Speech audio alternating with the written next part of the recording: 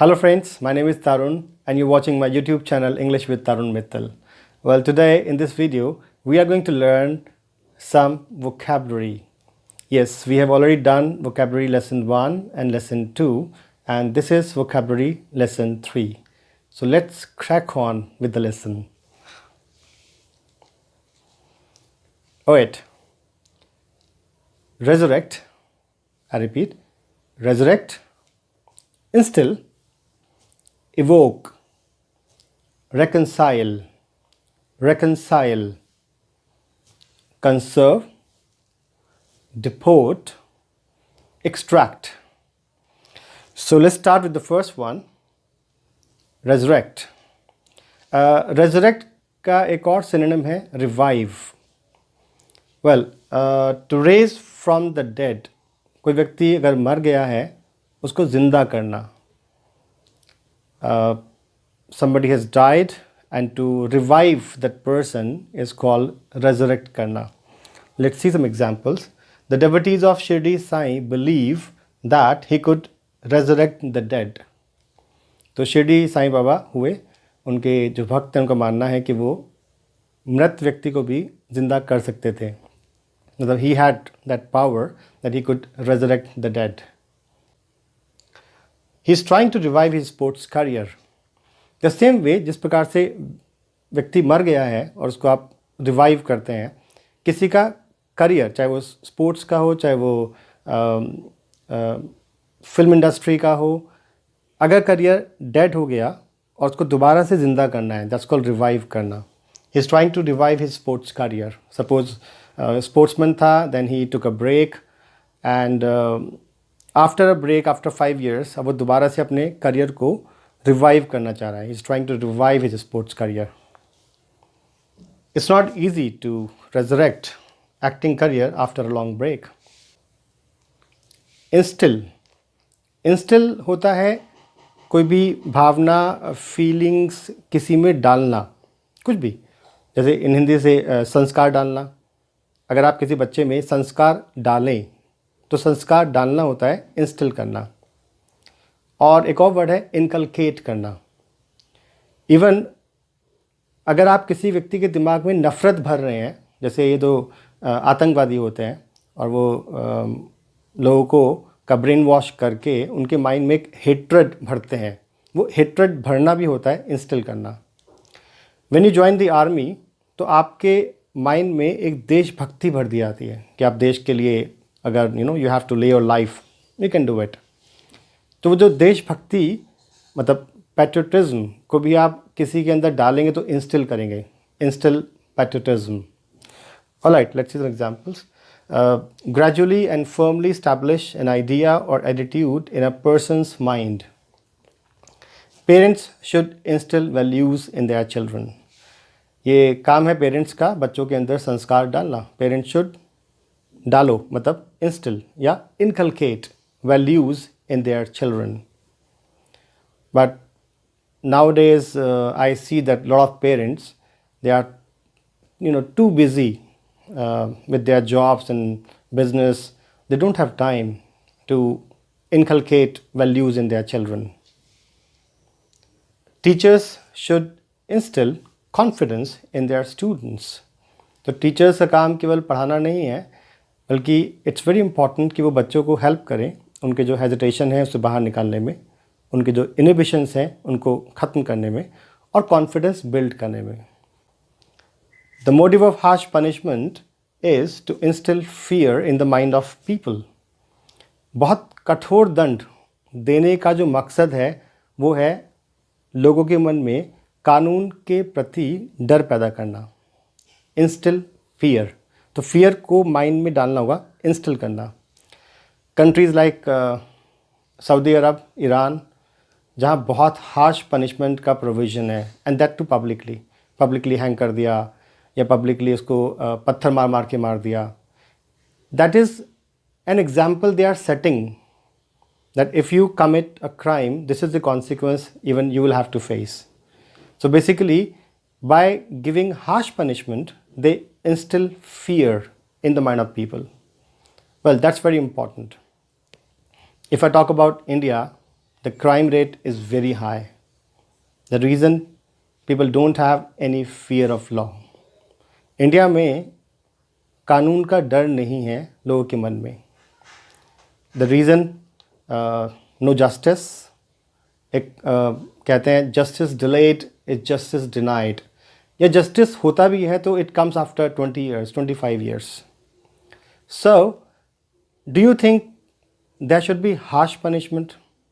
There should be rigorous punishment? और वो भी 10 साल बाद नहीं, मतलब as early as possible, within a month or two, within 4-5 months, so that people have the fear of law. It is really important to instill the fear of law in the minds of people. We should instill a sense of responsibility in children. तो बच्चों में एक responsibility का जो sense है वो instil किया जाए. We should make children responsible. Evoke. किसी भी इमोशंस, फीलिंग को दूसरों के मन में पैदा करना. To make someone feel an emotion. For example, if you watch a horror movie, तो आपको डर लगता है. तो जो हॉरर मूवी में जो एक्टर्स एक्टिंग करते हैं वो आपके मन में एक डर पैदा करते हैं, वो इवोक करते हैं. When you watch a comedy movie, आपको हंसी आती है, तो वो कॉमेडी जो मूवी है वो आपके अंदर आप लाफ्टर को इवोक करती है. बहुत टचिंग कोई मूवी हो, बड़ी इमोशनल मूवी हो, तो देख के आपको रोना आता है, आपकी आंखों में आंसू आते हैं, आप इमोशनल हो जाते हैं. तो अगर वो एक्टर फाइन एक्टिंग करेगा तो वो आपको टच करेगा, तो वो आपके फीलिंग्स को इवोक करेगा, इमोशंस को इवोक करेगा. एंड एक्टिंग अच्छी नहीं है तो वो इमोशनल सीन करेगा पर आपको फील नहीं होगा. He won't be able to evoke that emotion. Alright, if a horror movie can't evoke fear, it's a failure. Horror movie है, डर लग नहीं रहा आपको, तो बेकार है. If it's a horror movie, it should evoke fear. So evoke emotions, evoke laughter, evoke sympathy, evoke feelings. Sympathy बोलते हैं सहानुभूति. बहुत सारे बेगर्स हैं जो कि हैंडीकैप्ड नहीं होते पर वो हैंडीकैप्ड होने का ड्रामा करते हैं. मतलब वो कुछ क्रच वगैरह लेके चलेंगे and they will put on very tattered clothes, they'll look very dirty, ताकि आपके अंदर एक सहानुभूति पैदा हो. आप you feel sad and pity on them and you give money. Right, see some example.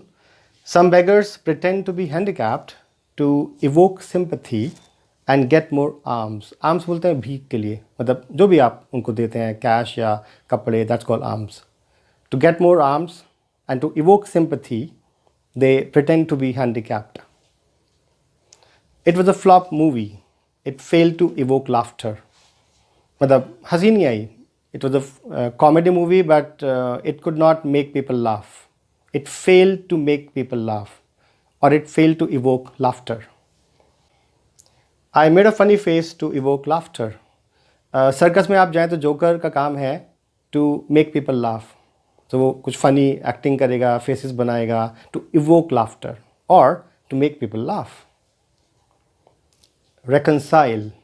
Reconcile होता है जब दो व्यक्तियों में झगड़ा हो जाए और दोबारा से वो फ्रेंड्स बन जाएं, तो वो रिलेशन को ठीक करना. वी कैन से मेकअप करना बोल सकते हैं, या बोलते हैं patch up the differences.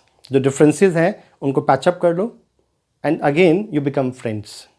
Even husband wife के बीच झगड़ा हो जाए और वो दोबारा से साथ में रहने लगे, that's called reconcile.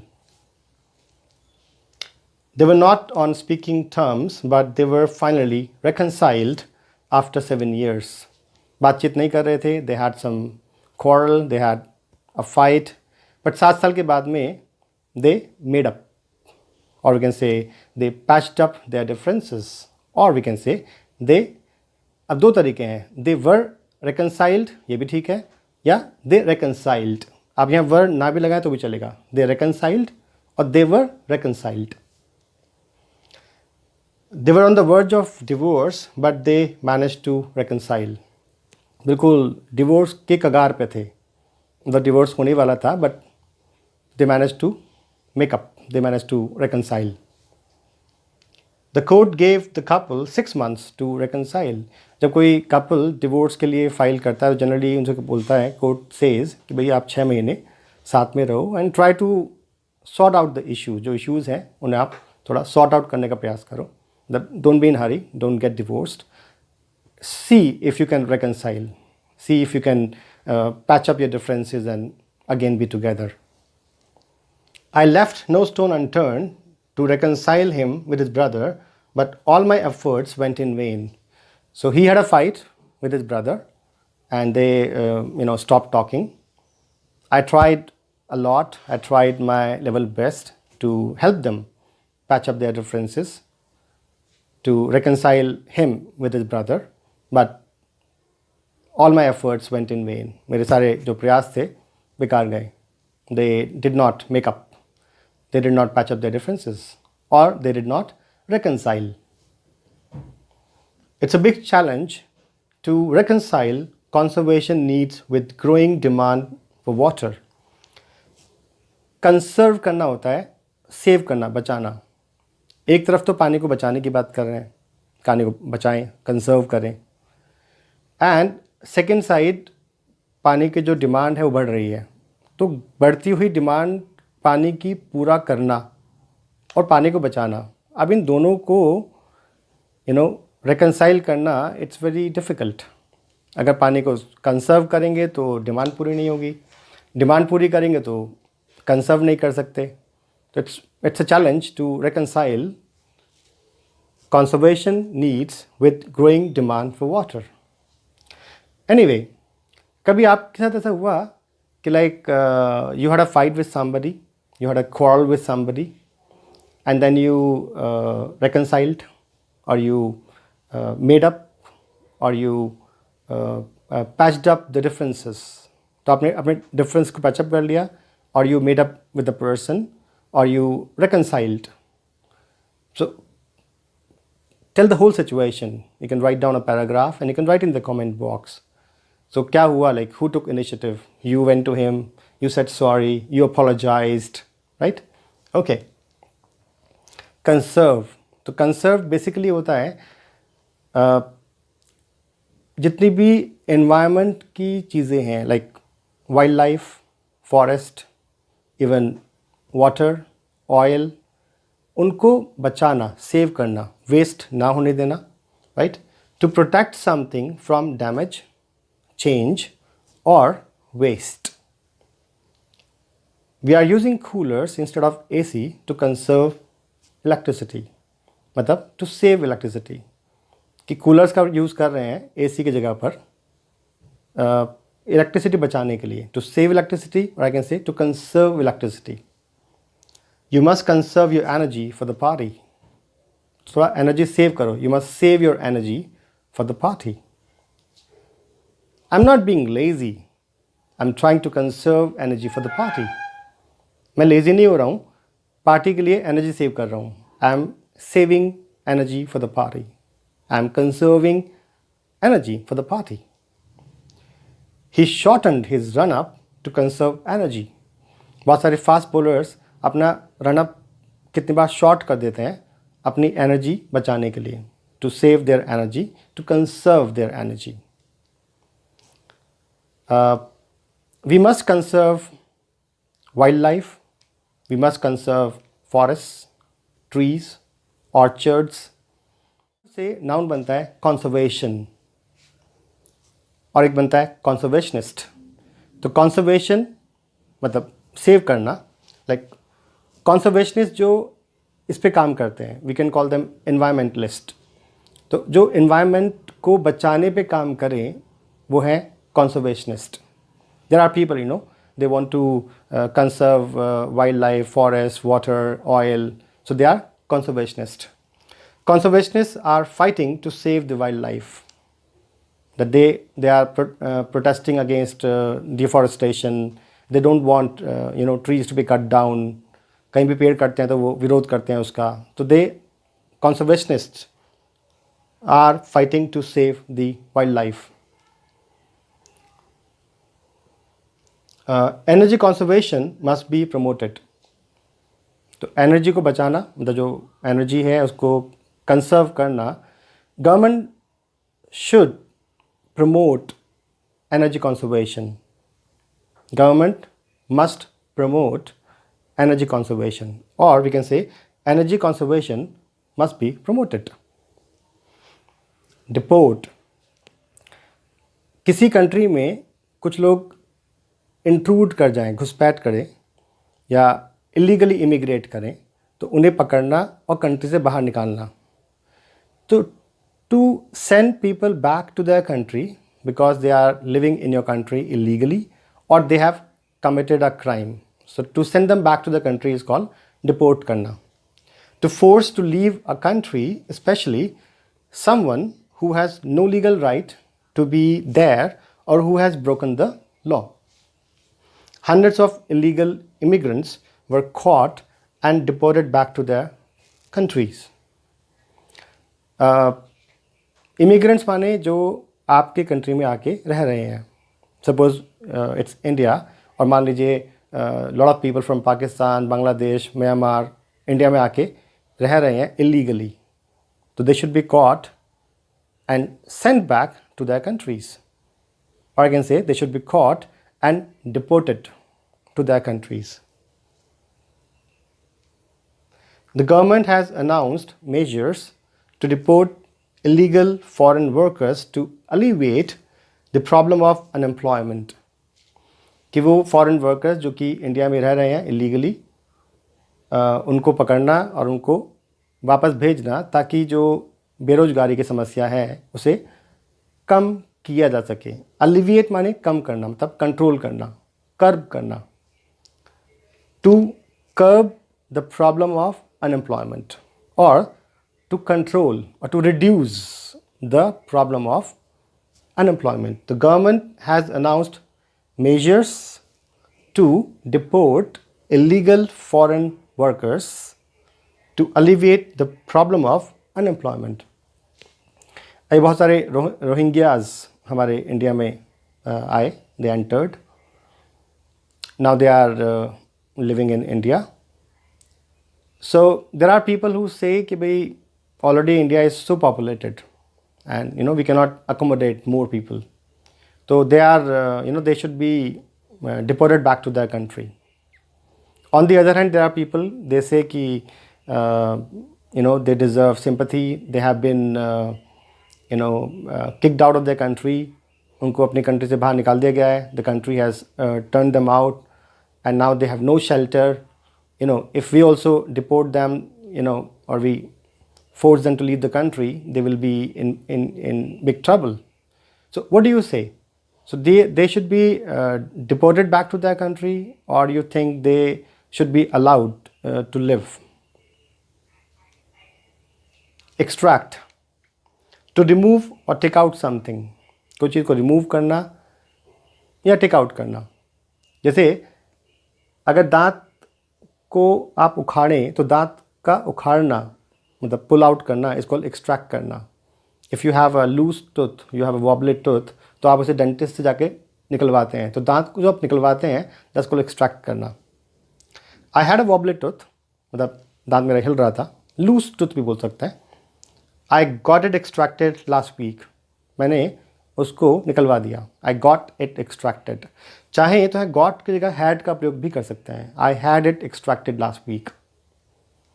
Okay, suppose I have a loose tooth और आप मुझे सलाह दें कि सर निकलवा दो इसे, तो आप बोलेंगे हैव इट एक्सट्रैक्टेड या बोलेंगे गेट इट एक्सट्रैक्टेड.